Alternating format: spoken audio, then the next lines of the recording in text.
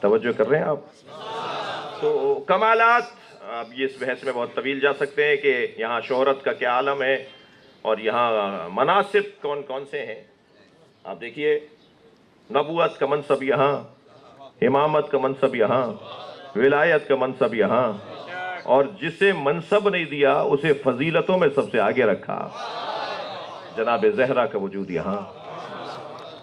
اور منصب کیونکہ اختلافی ہو سکتا ہے، لہذا اللہ نے جناب زہرا کو منصب نہیں دیا بلکہ فضیلت عطا کی ہے.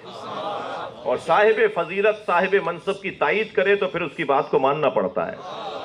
لہذا کبھی مباہلے میں جائیں گی منصب کے دفاع میں، کبھی دربار میں جائیں گی ولایت کے اور امامت کے دفاع میں، اور پھر آج تک بحث چلے گی. مقدمہ میرے عزیزو ہمارا ہی مانا جا رہا ہے. یہ سوشل میڈیا کی آزادی جہاں بہت ساری مصیبتیں لے کر آئی ہے، وہاں سوشل میڈیا کی آزادی نے مجموعی طور پر مکتب اہل بیت اور نظریہ اہل بیت کو تقویت پہنچائی ہے. ہمارا مقدمہ مضبوط ہوتا جا رہا ہے. اب سے 20 سال پہلے کہتے تھے کہ یہ گھڑی ہوئی باتیں ہیں، جھوٹی باتیں ہیں، یہ یہاں سے ایسے ہی کہہ دیا جاتا ہے، کچھ بھی نہیں ہے. اب کم سے کم مان رہے ہیں کہ مانگنے گئی تھی مگر ان کا نہیں تھا. تو مقدمہ آہستہ آہستہ مضبوط ہوتا جا رہا ہے، اور بحث یہاں تک آ گئی ہے کہ بہرحال گزارا نہیں ہے اور چارہ نہیں ہے، با اختیار ہو کر مانے یا مجبور ہو کر مانے، ماننا ہی نہیں. اور یہ قافلہ آگے بڑھ رہا ہے. اور میں سندھ میں مجلس پڑھ رہا ہوں، حیدرآباد میں، یہ ویسے ہی مولائیوں کا علاقہ ہے. یہاں کا ہم ہندو بھی ہمیں عزیز ہے، اس لیے کہ ہندو بھی عالی مدد بولتا ہے، اور سنی تو ویسے ہی ہماری جان ہے. تو یہ حسن ہے اس خطے کا، اور یہ ان بزرگوں کا کمال ہے. یہ اولیاء الہی کی محنتیں ہیں جو یہاں تک قصہ پہنچا ہے. تو حسد کیا جاتا ہے ان لوگوں سے جو صاحبان کمال ہو. اور مولا فرما رہے ہیں کہ ہم ہی یہ محسود ہیں اس آیت کے اندر. ہمیں اللہ نے کتاب آسمانی قرآن عطا کیا ہے، ہمیں نبوت عطا کی ہے، اور اللہ نے ہمیں ملک عظیم یعنی امامت عطا کی ہے. اور عزیزو، اب ایک نقطے کی طرف توجہ چاہوں گا وقت کی تنگی کو ملحوظ رکھتے ہوئے، اور شاہ صاحب سے گزارش کروں گا کہ آئندہ 6 بجے کے بجائے آپ 5 بجے مجلس شروع کر دیں تاکہ ہم کچھ دیر پڑھ سکیں. مولانا نے بہت مختصر پڑھا، ان سے استفادہ ہونا چاہیے، اور ہم بھی جلدی ٹیلی گرافی باتیں کرنے کا ایک وقت رہ گیا ہے. ایک صلوات پڑھ لیں ذرا محمد والا.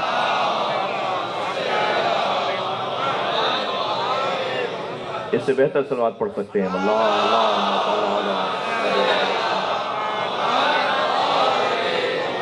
توجہ چاہوں گا. مخالفت، مولانا، مخالفت دشمنی 2 وجہ سے ہوتی ہے.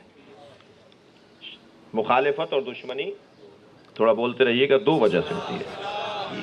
مخالفت ایک مرتبہ ہوتی ہے جہالت کی وجہ سے. کوئی شخص کسی کی مخالفت کرتا ہے، اس کا ایک سبب ہوتا ہے، وہ ہے جہالت. پتہ نہیں اسے، علم ہی نہیں ہے اسے. جیسے ہی معلومات میں اضافہ ہوتا ہے وہ کہتا ہے جی مجھے تو نہیں پتا تھا، میں تو یہ سوچ رہا تھا. دوسرا سبب مخالفت کا جہالت نہیں ہوتا، علم ہوتا ہے. وہ جانتا ہے کہ یہ باکمال ہے، وہ جانتا ہے کہ اس کے اندر کوئی خوبی ہے، مگر وہ 2 وجہ سے مخالفت کرتا ہے، یا تکبر کی وجہ سے یا حسد کی وجہ سے. بس مخالفت، پہلے تو یہ طے کرنا ہے، یہ ایک ایجنڈا ہے، ایک شخصیت کی مجلس ترہیم ہے. کامیاب شخصیات، قومیات کے رہنما، قائدین اور شخصیات جو معاشرے کے کو صحیح رخ دینا چاہتے ہیں، ان کے مسائل کو حل کرنا چاہتے ہیں، انہیں اپنی راہ میں آنے والی رکاوٹوں کا احساس ہوگا تو زیادہ اچھے انداز سے وہ چل پائیں گے اور کامیاب چل سکیں گے. لہٰذا پہلے ہر وہ شخص جو کچھ نہیں کرتا اس کی کوئی مخالفت نہیں ہوتی، جو کچھ کرتا ہے اس کی مخالفت ہوتی ہے. تو بس جو بھی ابھی نئی کابینہ بنی ہے ماشاءاللہ شیعہ علماء کونسل کی، اور نئی قیادتیں سامنے آ رہی ہیں، اور مولانا کے تجربات سے نیا دور استفادہ کرے گا. مولانا قبلہ تشریف فرما ہے. تو میں یہ ضمناً اس نئی ٹیم کو بھی کوئی شاید جملہ کام کا مل جائے، تو اس لیے چند باتیں کر رہا ہوں کہ جو کام کرتا ہے نا، جو کچھ کرتا ہے اس کی مخالفت ہوتی ہے. جو کچھ نہیں کرتا بس اس کے لیے کہا جاتا ہے کچھ نہیں کر رہے. اور جو کچھ کرتا ہے یوں کیوں کر رہے ہیں، ایسے کیوں کر رہے ہیں، وہاں کیوں چلے گئے، وہاں کیوں نہیں آئے. کچھ کرنے پر 50 اختلاف آئیں گے، کچھ نہ کرنے پر بس ایک ہی بات آئے گی، کچھ نہیں کر رہے، اور وہ بھی کچھ دن تک آئے گی، اس کے بعد یہ کہنا بھی لوگ چھوڑ دیں گے کچھ نہیں کر رہے، اس لیے کہ وہ پہچان ہی ان کی بن جائے گی، شناخت ہی ان کی بن جائے گی، کچھ نہیں کرتے، لہذا ان کے بارے میں کوئی بات ہی نہیں ہونی ہے۔ توجہ کر لیا آپ نے؟ تو مخالفت ہونی ہے ہر کام کرنے والے کی، ہر محنت کرنے والے کی مخالفت ہونی ہے۔ اب مخالفت کرنے والے دو طرح کے لوگ ہیں، کچھ ہیں عالم، یعنی جانتے ہیں اور مخالفت کر رہے ہیں، تو بھائی کیوں کر رہے ہیں؟ تکبر۔ میرے مولا رضا علیہ السلام کی ولادت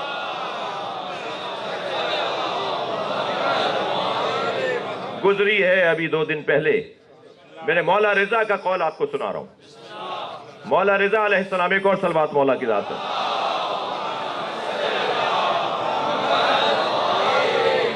مولا فرماتے ہیں ہمارے جد علی کے ساتھ وہی ہوا جو آدم کے ساتھ ہوا۔ جیسے حضرت آدم کے بارے میں شیطان جانتا تھا کہ مجھ سے زیادہ پڑھا لکھا ہے، مجھ سے زیادہ قابل ہے، مجھ سے زیادہ عالم ہے، مگر جانتے ہوئے ہمارے جد آدم کی شیطان نے مخالفت کی، ایسے ہی ہمارے جد علی بن ابی طالب کی مخالفت جانتے ہوئے ہوئی ہے کہ علی سے بڑا کوئی باکمال نہیں ہے۔ اور کیوں؟ اس لیے کہ تکبر کی بنیاد پر۔ جی، یا ابلیس ما منعک ان تسجد لما خلقت بیدی استکبرت ام کنت من العالین، یعنی مخالفت کا جو سبب ہے قرآنی زبان میں وہ تکبر ہے۔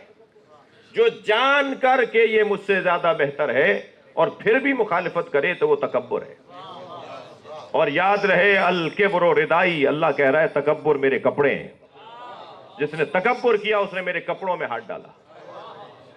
تو اللہ کو سب سے زیادہ نفرت اس وجود سے ہے کہ جو تکبر کرتا ہو، اور ہم تکبر مٹانے کی ایک مشق کرتے ہیں، ہر کچھ دن بعد، ہر کچھ دیر کے بعد فرش عزا پر بیٹھ کر اپنی میں مٹاتے ہیں۔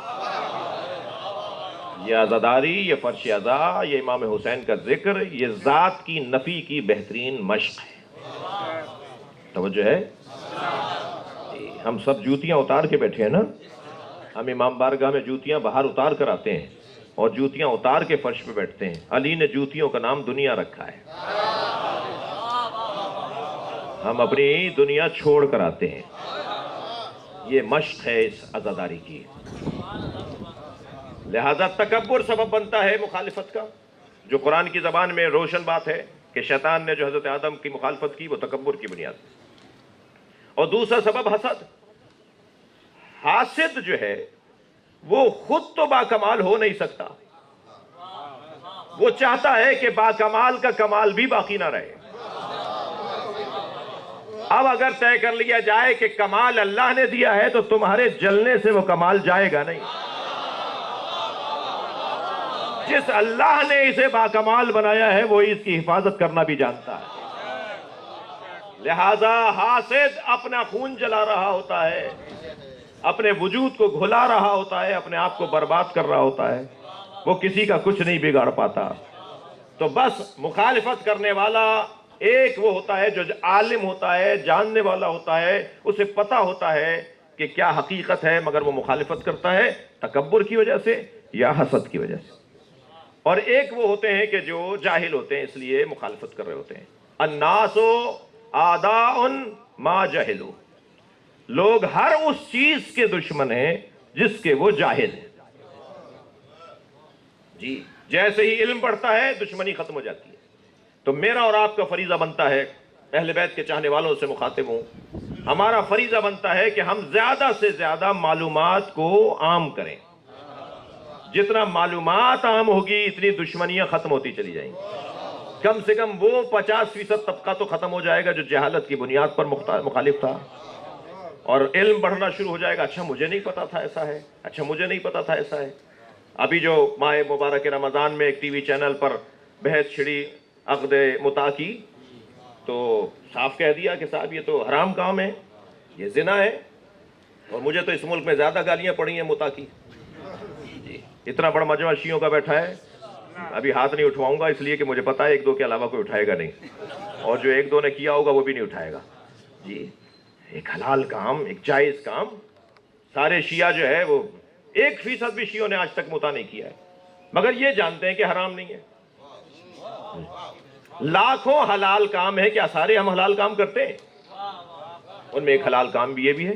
تو صاحب بول دیا کہ زنا ہے، یہ حرام ہے، یہ فلاں ہے، تو بہرحال جواب بھی دیا گیا کہ بھائی پھر زیادہ باتیں نہیں کرو. اگر ہم نے بتانا شروع کر دیا کون کون سے صحابی نے مطاع کیا اور کون کون سے صحابیوں کی اولادیں مطاع کی وجہ سے دنیا میں آئیں. ایک بڑا مشہور نام تو عبداللہ ابن زبیر کا نام ہے نا، حضرت عبداللہ ابن زبیر. جی وہ انہوں نے کہا ابن عباس نے ان سے کہ زیادہ بات نہیں کرو مطاع کے خلاف، تم خود کس کی اولاد ہو، جا کے اپنی اماں سے پوچھو. تو حضرت اسماء سے جا کر انہوں نے پوچھا، صلوات پڑھیں گے محمد و آل محمد.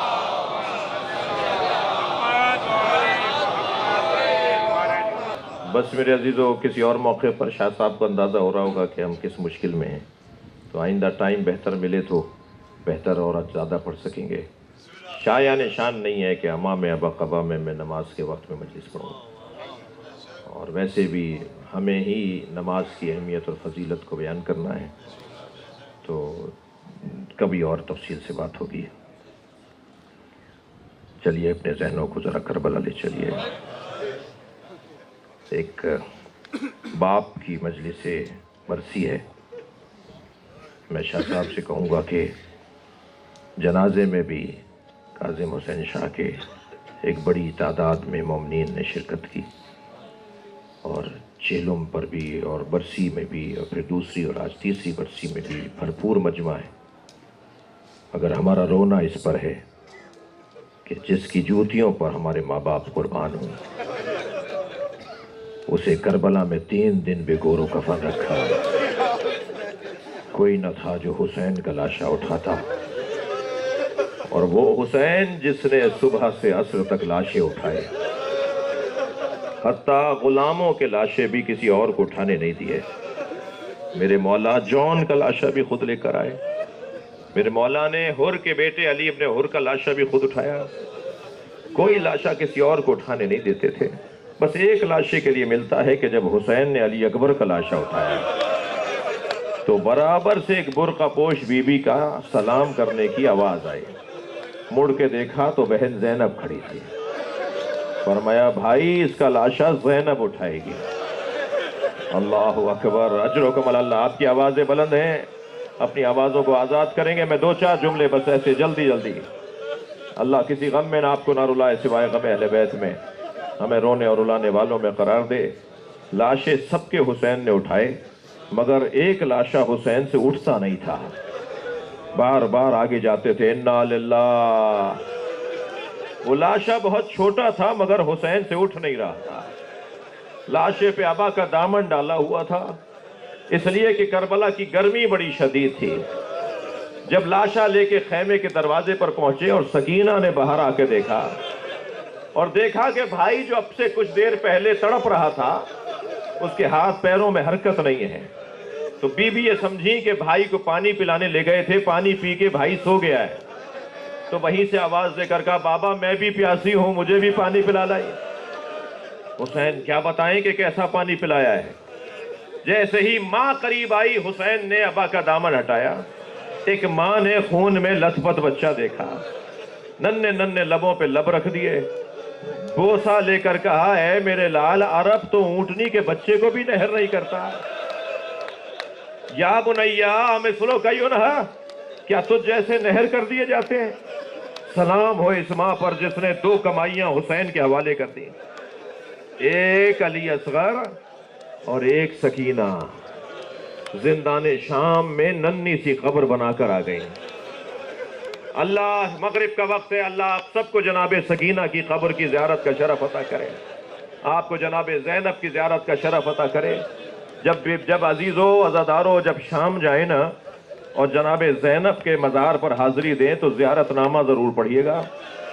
زیارت نامے کے پہلے صفحے پہ لکھا ہے سلام ہو اس بیوی پر جو 11 محرم کو اونٹ پر بٹھائی جا رہی تھی، تو وہ نہر کی طرف رخ کر کے آواز دے رہی تھی عباس تم نے مدینے میں مجھے سوار کیا تھا، اب کربلا میں کوئی نہیں ہے جو حسین کی بہن کو سوار کروائے.